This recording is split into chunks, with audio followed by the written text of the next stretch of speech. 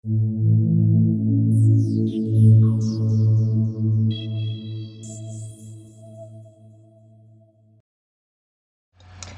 afternoon, dear colleagues. I am happy to welcome you at our annual online Lingvometodological school. And today we will talk about teaching politeness in the 21st century classroom and the change in social norm. I'm sure you have noticed that the social norm has taken such a profound shift during the recent decade, and now within the same society you're going to have nuclear communities that have different standards of what can be considered appropriate and inappropriate. These communities often blur and their borders are ever challenged, and this eventually is a very natural process. So every social norm has been born like that, and there are some new things about it now. So let me pass over to my presentation, and we are going to have several parts of this talk. So the first part is going to be 20 minutes, and we're going to look into the history of the change in social norm and the social identity approach, which I believe answers quite a lot of questions about the way we understand and we digest and we make sense of the social norm now. So first of all, several key ideas. Our ideas of what can be considered appropriate and inappropriate are ever changing. A recent example of a very fast change of the social norm is the social norm concerning calls and text messages, I mean. So for example, 10 years ago it was polite to call during the work day.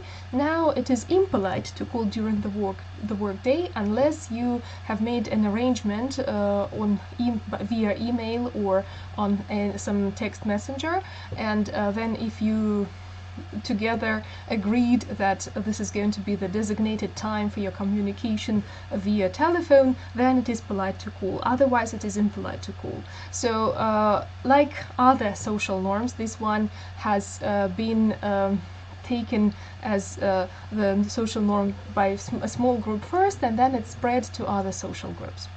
Then another introductory idea which we need to keep in mind is that inside the same if inside the same society there are competing social norms, then it is conventional for the youth to be more likely to conduct the social change, to demand better practices, to transform the norm faster.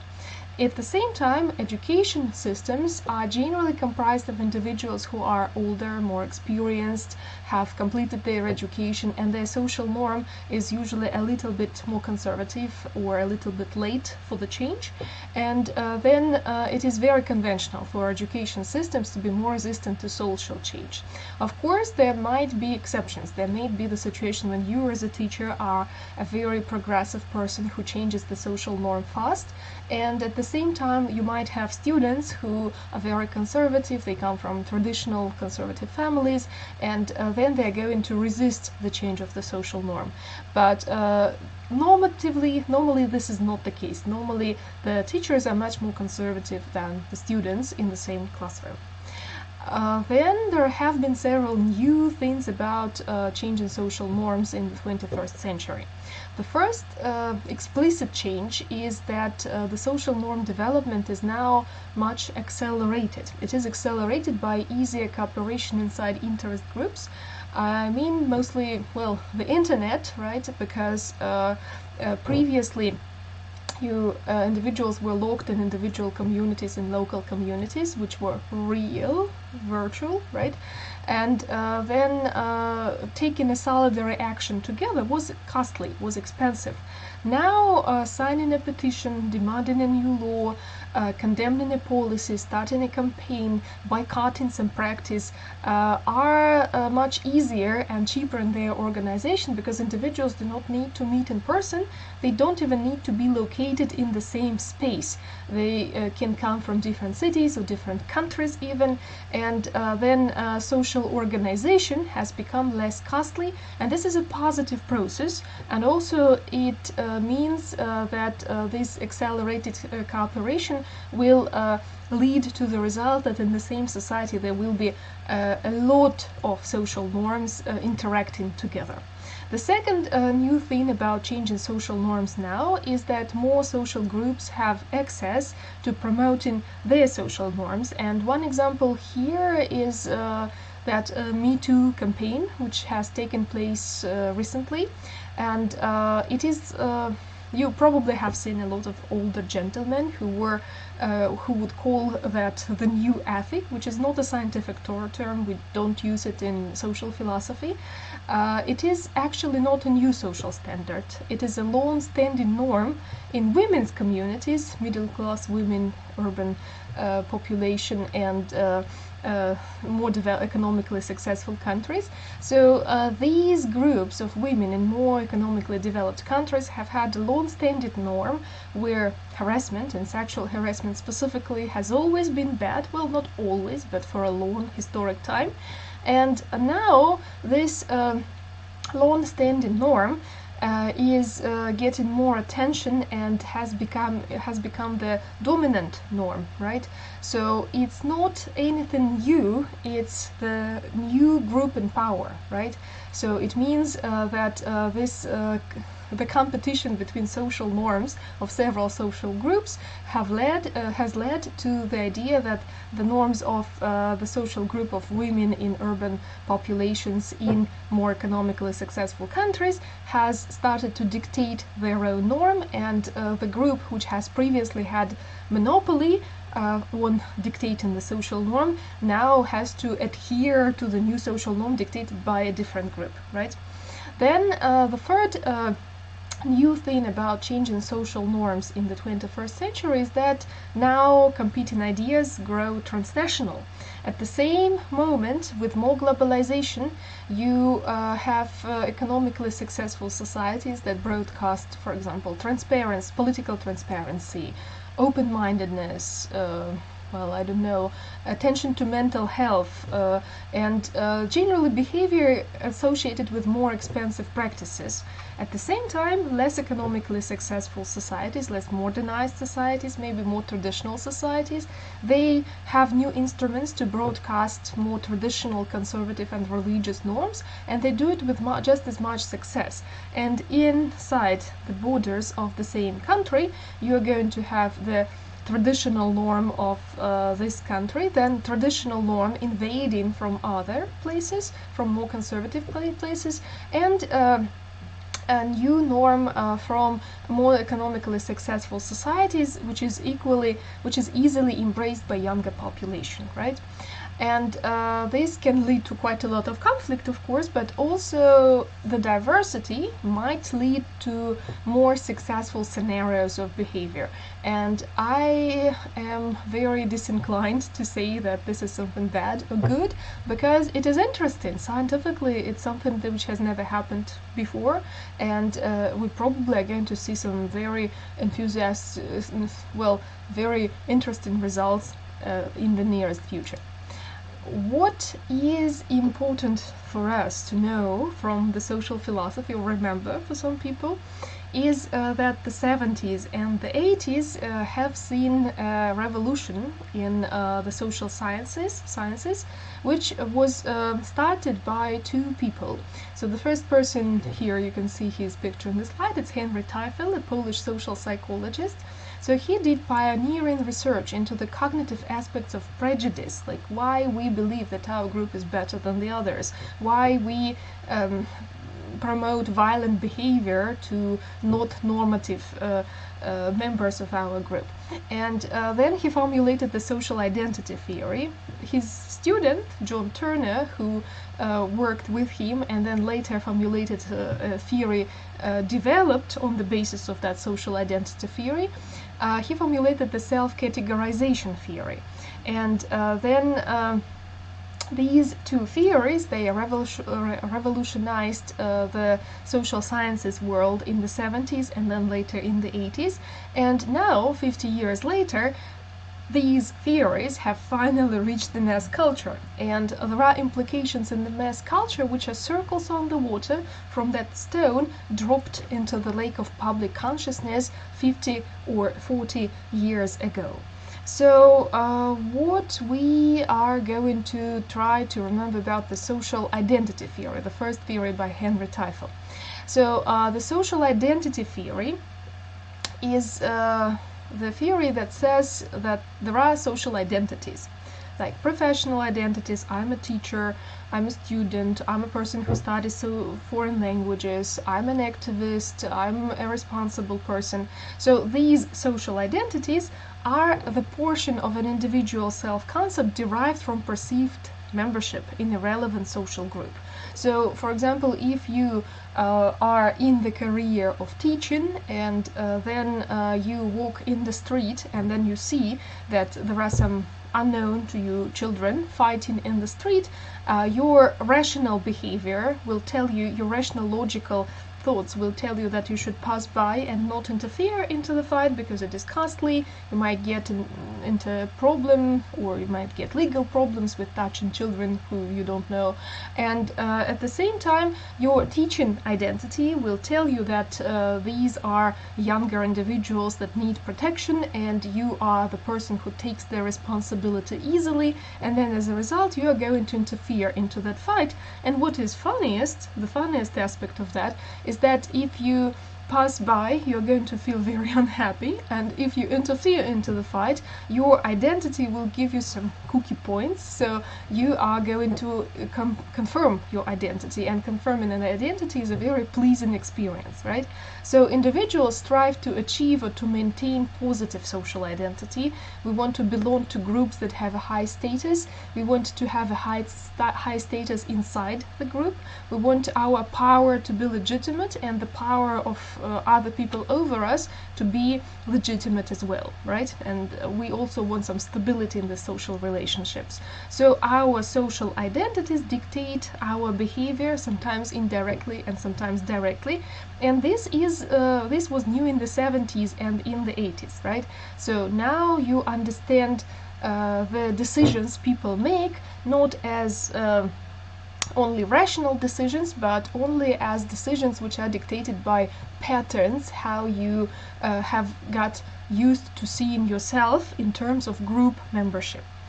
The self-categorization theory, which was developed in the 80s a little bit later on the basis of the social identity theory, tells you about, well, quite a lot of things, but what is important for us here is that this theory sees the self as a product of the cognitive system at work. So every experience you receive from the outside world is going to be internalized, digested, seen, transformed into categories, and then the self is going to adopt some of that categorization which is imposed on you by some other people. So at the same time, of course, this is not very direct. You can't say that you tell a person he's stupid and then the person will think he's stupid, because, well, the mind is more complex than that, and very often people with predisposition for non-conformism will see a negative comment addressed at them as the basis to reject, to riot, to protest against that comment. And very often, well, fortunately or unfortunately, people who are more disposed to conformism, they are going to be hurt, to get an injury, mental kind of injury, and then they're going to internalize that comment, and of course this is going to influence their life, right? The self can be categorized at various levels of abstraction. You tell the people that they belong to a group which is disadvantaged and the group which is less prestigious, then people start to think less about the group and about themselves, and then they choose well, quite a lot of strategies to escape that unpleasant situation, and then this escape can sometimes lead to very catastrophic developments. So basically what we need to remember about the self-categorization theory is that in the 80s it told first the narrow circle of scientists, and then the larger circle of educated people, and now the larger circle of all people, that if you are influenced by some person or some group verbally, you are going to internalize some of that influence. So, and then your mind is going to build itself, to construct itself out of the bricks of attitude other people bring to you. And then you see it is something like a stone which was plopped in this lake of mass culture 50 years, 40 years ago, and you if you think about the society as an ecosystem of the lake, and the scientific theory of social identity approach as a stone, you plop the stone down into the lake and then the circle spread and spread and spread. So the scientific knowledge 50 years ago about how our mind works now is invading the public knowledge, the mass culture, and by extension the policy discussion. So all these laws about words, like who should say what, actually are the indirect result of that scientific stone plopped into the lake of the society 50 years ago. So what are the implications of this for our everyday life now, the mass culture consequences? First of all, you are going to observe, and you have observed, the rise of political correctness, which is basically a search for redefining negative influence implicitly broadcast by the language itself. Here we are going to see all these effects, like the use of feminatives, euphemisms, gender-neutral pronouns. If the vocabulary people use to define your child is going to influence the success of the child in life, you are going to be much more attentive to that. If there was a disadvantaged group, for example people with disabilities, and then the language took a lot of effort, well, language didn't take a lot of effort, but people used the language invasively to blame, to label them, to deprive them of agency in the language, then if you are a person with a disability, you would like the language to change a little, you would like the society to discard the part of the language which diminishes your value, and this is what political correctness is, right? It is the search of people of the method for redefining what negative influence the language implicitly broadcasts. Then the second consequence of mass culture here will be larger focus and introspection into moral discomfort. So people who have had some traumatic experience or antagonized and personalized practices applied to them, they would pay much more attention to this than previously. For example, here we will see various laws on protecting religious identity or gender and orientation identity in workplace, legal issues which imply the moral compensation are going to spike, and this is also a natural process, a consequence of the mass culture. And then the last part here will be the rise of increased social standards in professions of power and influence. So unfortunately, teachers are seen as professions of power because you have power inside your classroom, and politicians, actors, teachers, they are going to be applied better standards too, or higher standards too. So an actor, for example, will resign after a public disclosure of disrespectful behavior in the past, or a politician can lose 15 points in their rating due to a word and they will have to apologize later, or a teacher will be very criticized and ostracized for behavior which is perceived as immoral. This is maybe a negative influence, right? But the reason for this, it is a side effect of a very positive process. It's that we have increased social standards to professions of power and influence now. So what is the implication of that new social norm and positions of power? We now see harassment-free approach as normative, so we should not harass people if we are in a position of power. Then hate speech is perceived as personal intrusion. I will talk later about what is hate speech. So speaking negatively or diminutively about groups of people is seen as the opposite of education. It destroys the learning environment, right? Then we also will see the interesting implication that a person who adheres to traditional gender roles in the eyes of the generation more open to social change is going to be seen as an older person rather than a wiser person, right? And an implication of that is that experience and past achievements no more give you the right to reiterate the stereotypes. This is not a negative process, this is not a positive process, this is just what happens in the society. So people started to pay much more attention to words, and the logical reason for that was the change in our understanding how the human mind works, which is now digested by the mass culture. So we are going to continue in the next video, and thank you for watching this one. See you.